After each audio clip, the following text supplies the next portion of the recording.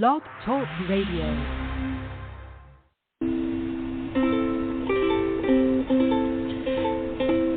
Hi everyone, this is Camille from sunny California, and you're listening to the Coffee Chat with Camille show, which is a podcast series that interviews various guests about real-life topics for people who love to learn.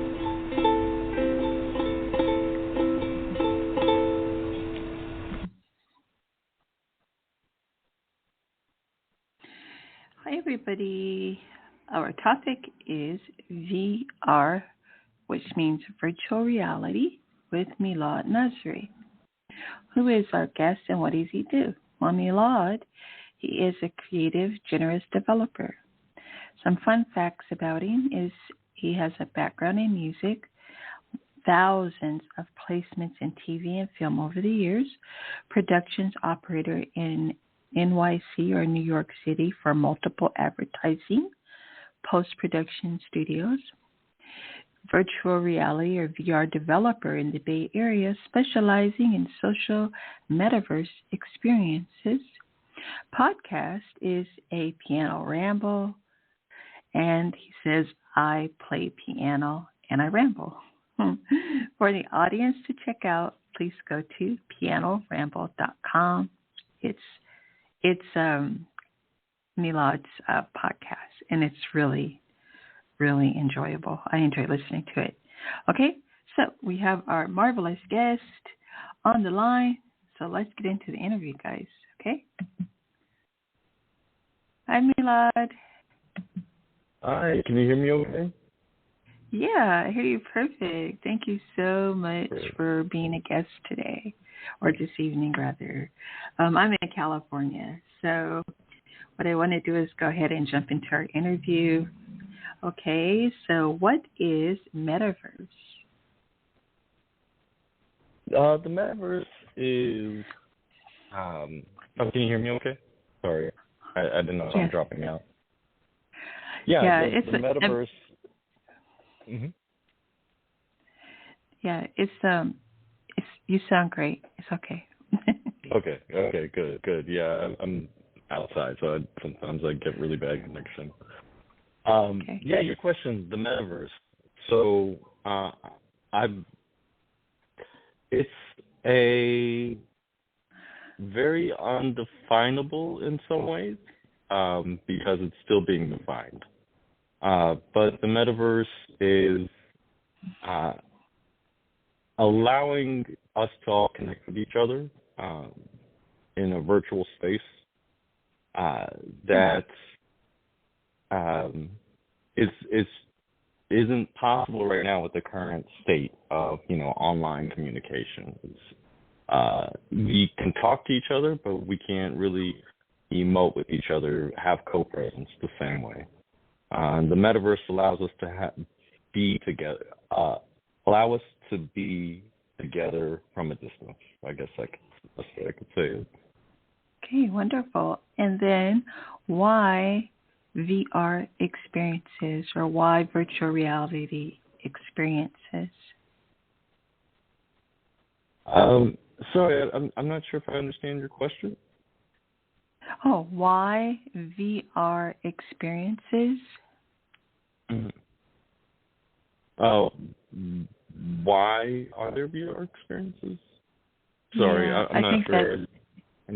Yeah, I think that is the way it's supposed to be. But yes, why VR? Why are there VR experiences or virtual reality experiences? Yeah, I guess so. Maybe that's I think I don't understand the question full enough on how to answer it. Okay, it's okay. I'll go to the next one. What's your music production experience? Okay, yeah, this is an interesting one. So I started doing music pretty early on in the early 90s. I was always had a computer around with me, and there used to be a way you can connect the modem in the early days before there was internet really heavy. I mean, like kind of what we know today. There used to be these things called bulletin board systems, and I learned how to make music by downloading other people's stuff, and that's where I got my start. So I used to do really early electronic music, and things just kind of grew from there. But I was, used to sneak out of my house in the early 90s just to play at raves. And that's where I got my experience. And I met my longtime mentor, production partner, Miguel. We met at one of the parties, and we started a record company together. So we toured around, and it was how I got like a big start in, really advancing my production. And then I went to school for music. I played piano at school. Not great, but I made it through. And then I started a recording studio in Dallas around that time.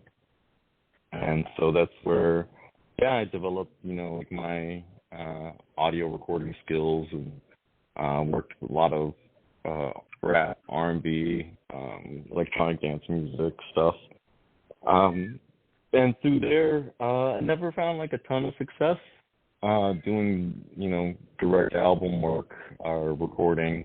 But what I found my success on was doing TV film licensing for different movies. So people would ask, we need, a 30-second rap clip or something like that for this TV show. And so that's what I did a lot of my work in the early days. And then just kind of went to a different career from there.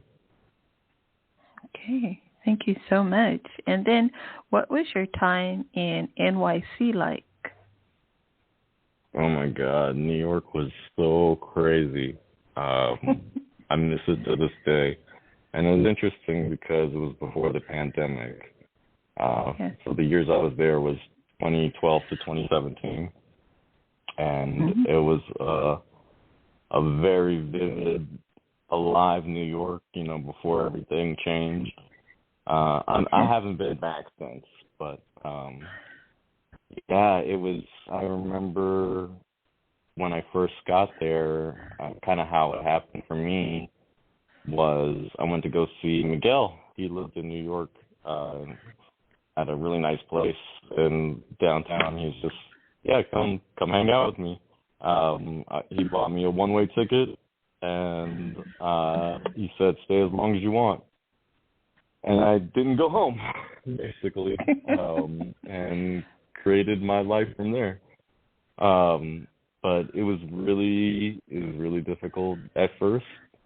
I remember I must have went to 400 different companies, giving my resume, trying to get work, and finally one of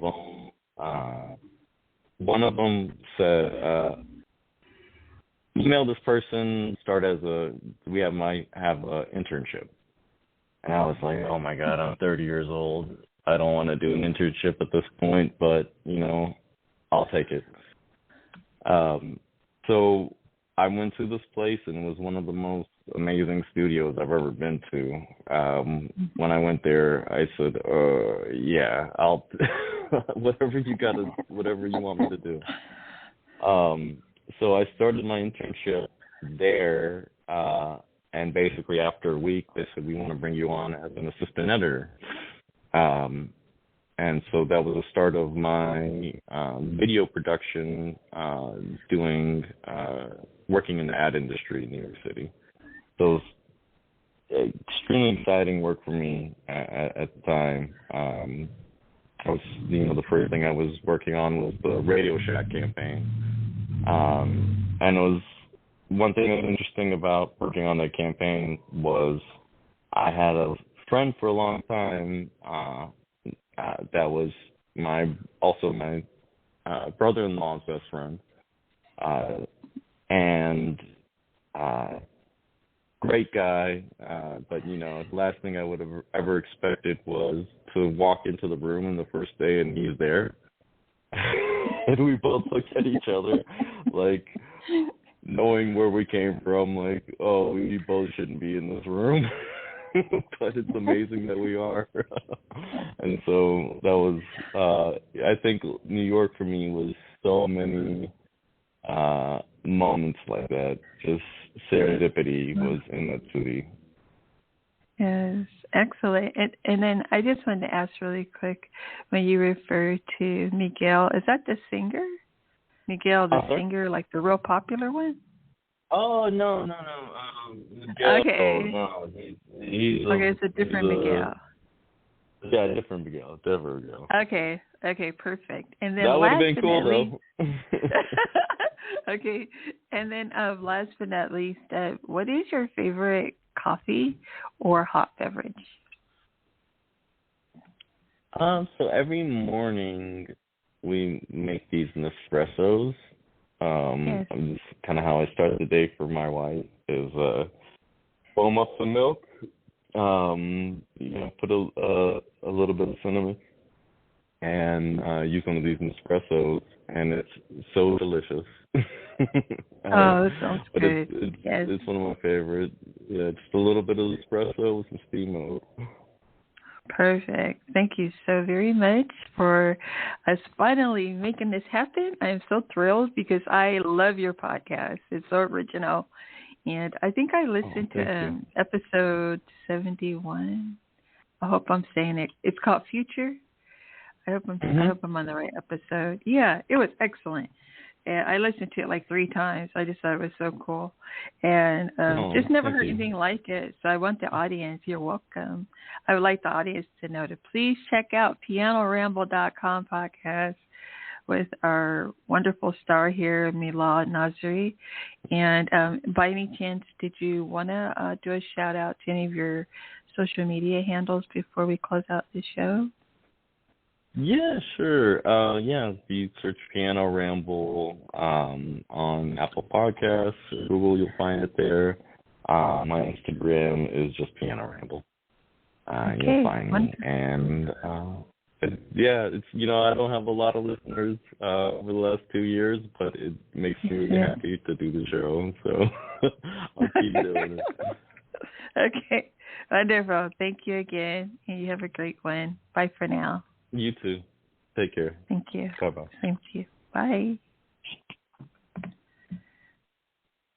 Okay, everybody. So that was wonderful, Milad, and I'm so thankful that he was able to make it onto the show on this beautiful Friday. I hope everyone had a happy Friday. I definitely have, because I really wanted to have him as a guest. He's just, as you can see, he has this really intense music background. Spent time in NYC, which is a magnificent sign, because I didn't have a chance to tell him, because I don't tend to interject my life with my guest life. But I absolutely love New York. And for those of us who are creatives, that's the place to be. It's either there or LA, but there's something even, I feel, for me, there was something more intense creatively about being in New York City. And I think because it's older and it holds a lot more historical value, and you just have so many people there just trying to make it and whatever their dreams are, So, all right. So I want to thank you very much for listening to our episode on VR with Milad Nazeri. And he is a creative generalist developer and a pianist who rambles on his podcast. Again, you can find the podcast at pianoramble.com. Happy Friday, everyone, and bye for now.